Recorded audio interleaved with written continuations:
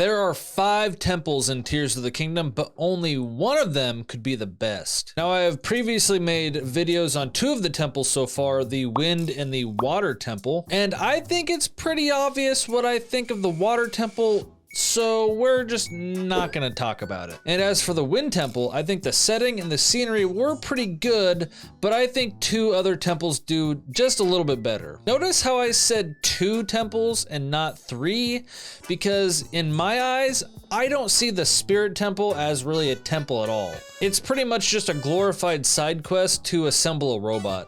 But this so-called Spirit Temple is definitely not making the final 2. So this just leaves us with the 2 remaining temples, the Lightning and the Fire Temple. Now, to decide which temple is the best, we are going to construct a 3-round matchup.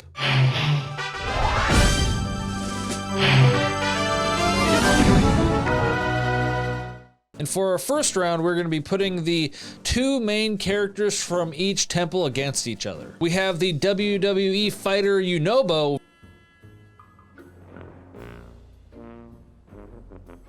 versus the Gerudo Chief Riju. Hello, Chief.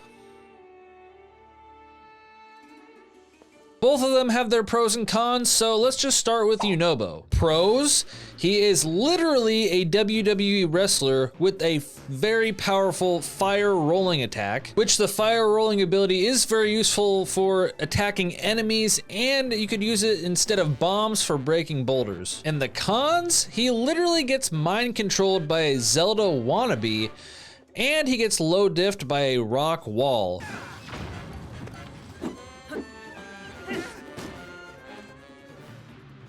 Break it! And keep in mind, Gorons eat rocks, so Finally, his ability is pretty annoying to keep active, especially if you're flying vehicles in the depths. And now we go on to Chief Riju. Pros, she has a powerful lightning ability which could be used to damage and stun enemies. She also looks really cool, dual wielding scimitars. And third, she's actively trying to help the situation with her town as opposed to Yunobo, who is the situation. And for the con side, she really isn't accurate with her lightning ability. She needs Link's help to make it accurate.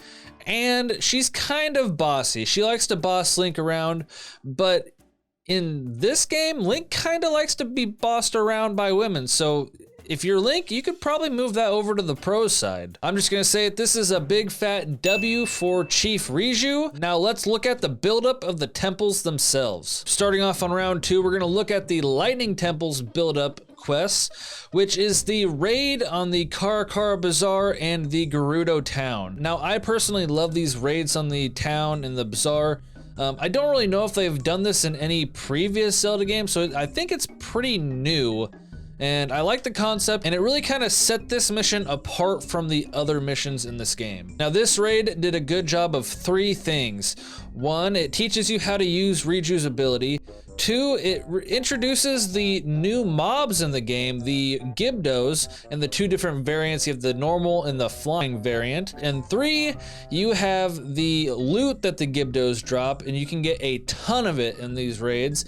And the Gibdo bones are really good for arrows because they're a single time use item, and they do 40 damage per use. Now after you complete the raids, you have to complete another quest to raise up the red pillars and strike down at the center with some lightning, and this, it was kind of boring. It was kind of a boring mission.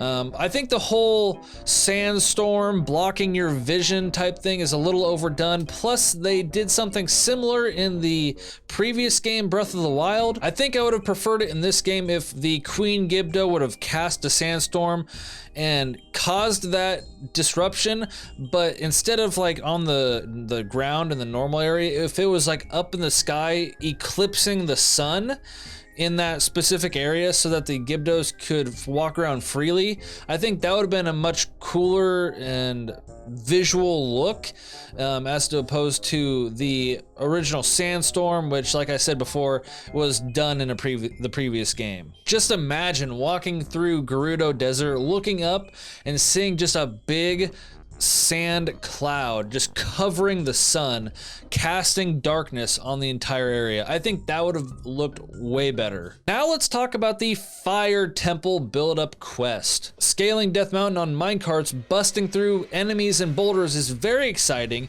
and it's a good way to learn that you can use Yunobo's ability on vehicles. And once reaching the top of the mountain, you get to have an aerial battle in a Zelda game. One, this was unexpected to me, and two, it's probably the coolest mission in the entire game. And then you have to enter the depths by diving into Death Mountain itself. That was the icing on the cake. This was a tough round, but I think the big old W goes to the Fire Temple. So now we're going into the final round, and we have the only temple on land versus the only good temple in the depths. And we're gonna be starting off with the Lightning Temple in this round as well. This temple starts off with a bold strategy of having to fight the main boss right at the beginning. It's a bold strategy, Cotton. Let's see if it pays off for him. But now that I think about it, it's a pretty unique way to introduce a boss into the game while also filling the role of a mini boss per se in a dungeon. Anyway, after damaging this oversized moth, it flies away, and that gives you time to grab your hat and your whip